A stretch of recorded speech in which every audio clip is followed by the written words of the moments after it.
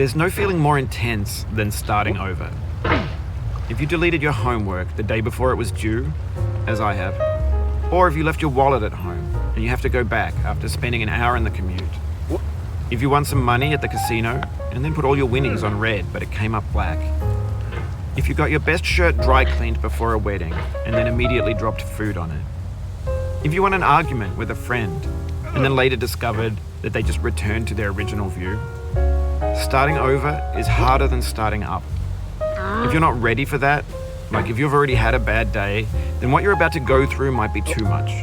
Feel free to go away and come back. I'll be here. Alright, thanks for coming with me on this trip. I'll understand if you have to take a break at any point. Just find a safe place to stop and quit the game. And don't worry, I'll save your progress, always, even your mistakes. This game is a homage to a free game that came out in 2002, titled Sexy Hiking. The author of that game was Jazuo, a mysterious Czech designer who was known at the time as the father of B games. And B games are rough assemblages of found objects. Designers slap them together very quickly and freely, and they're often too rough and unfriendly to gain much of a following.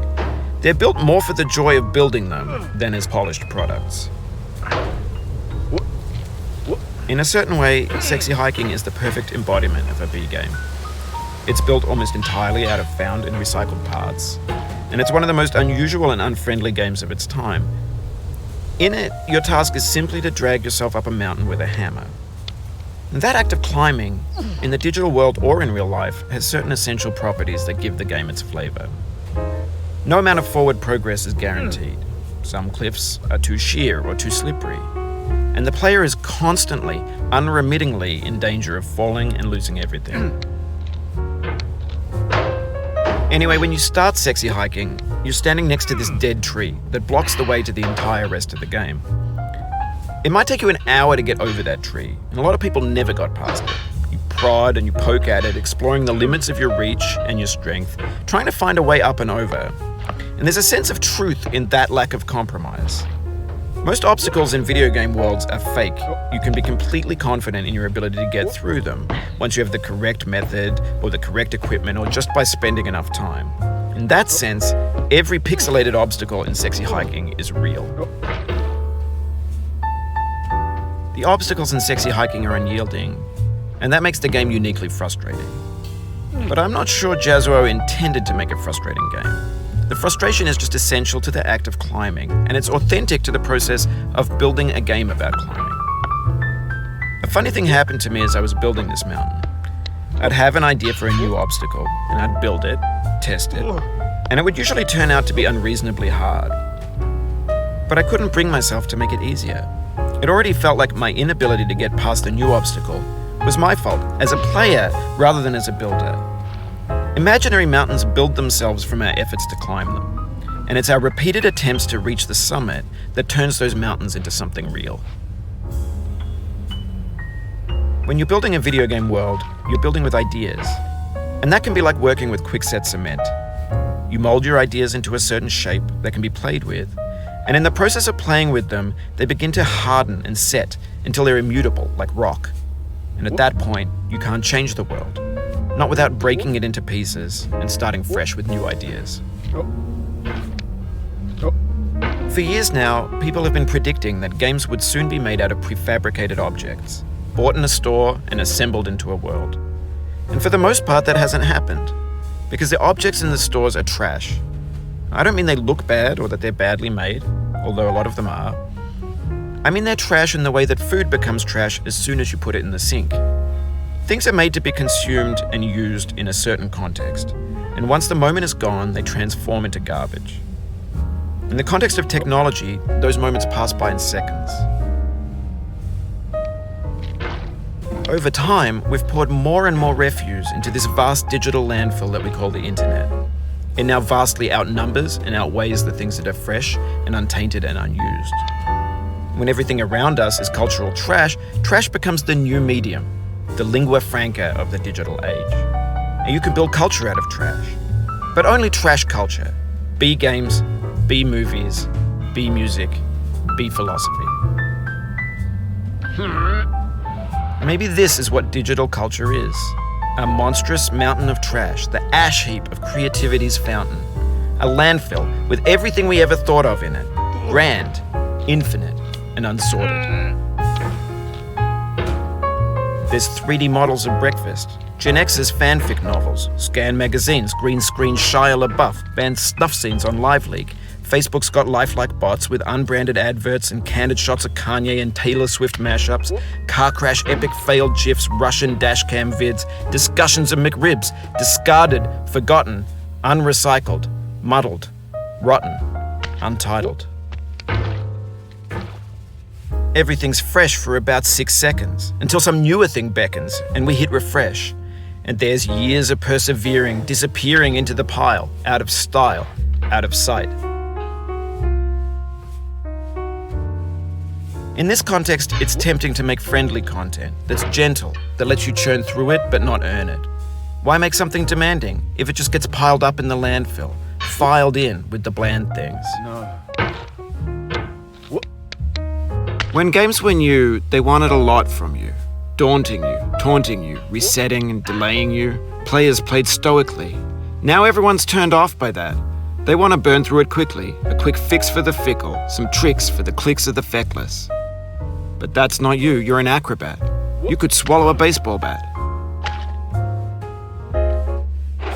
Now I know, most likely you're watching this on YouTube or Twitch, while some dude with 10 million views does it for you.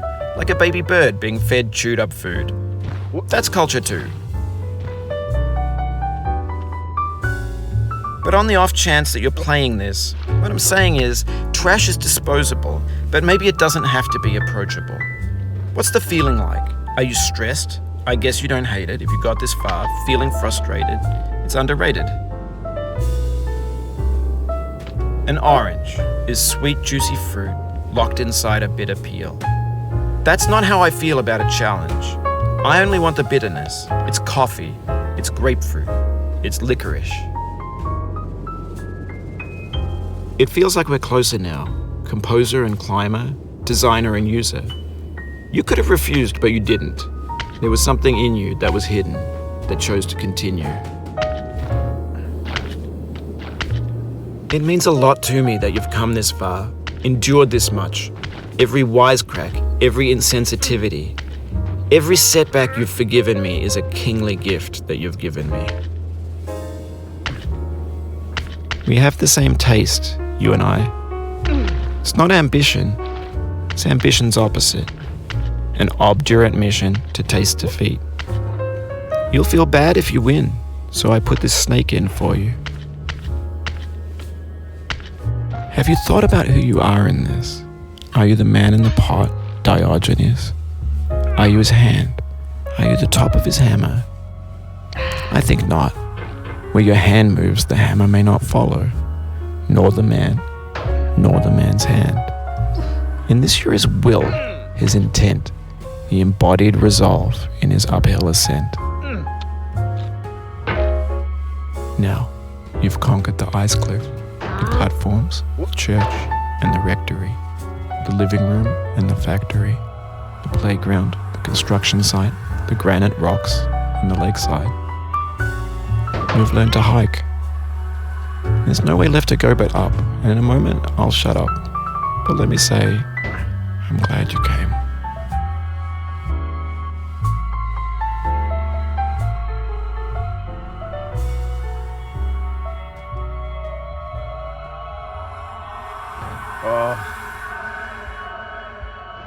What?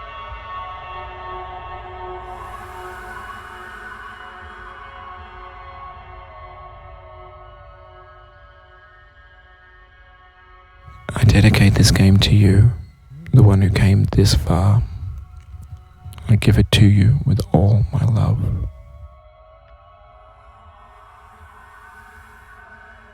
What? What?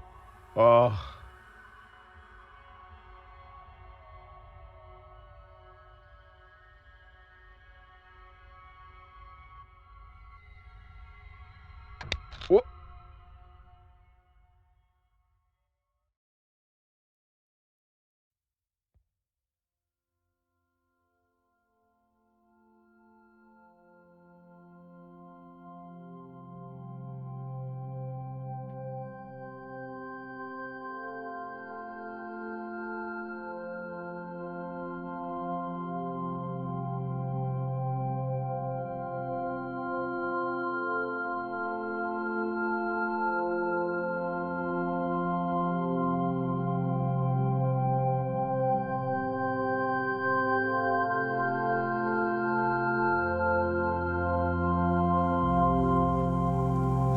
I'm going down the road feeling bad. Lord, I'm going down the road feeling bad.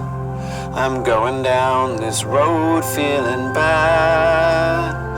And I ain't gonna be treated this away.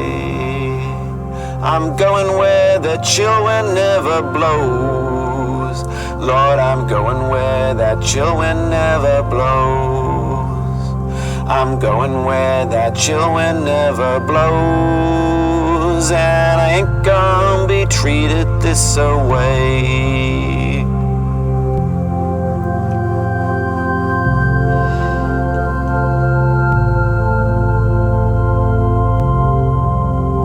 I'm going where the climate suits my cauldron. I'm going where my cauldron's never cold. I'm going where the climate suits my cauldron. I ain't gonna be treated this away.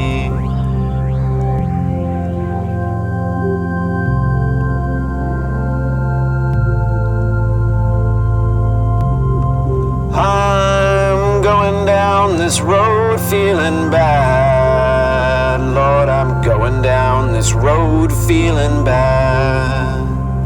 I'm going down this road feeling bad. And I ain't gonna be treated this away.